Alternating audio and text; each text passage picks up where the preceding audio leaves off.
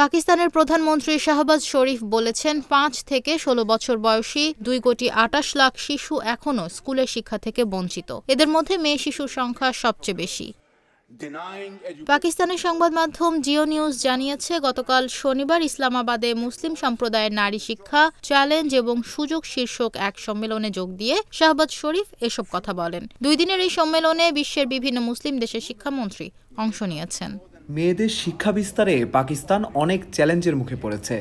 এসব চ্যালেঞ্জ মোকাবিলায় পাকিস্তান সরকার দেশের সকল প্রদেশের সঙ্গে সমন্বয় করে একটি সংস্কার কমিটি গঠন করেছে। অনুষ্ঠানে একই ধরনের কথা বলেন পাকিস্তানের উপপ্রধানমন্ত্রী ও পররাষ্ট্রমন্ত্রী ইসহাক দার। সম্মেলনে তুরস্ক, সোমালিয়া, কুর্দিস্তান, মালয়েশিয়া ও মালদ্বীপের মন্ত্রীরাও বক্তব্য দেন।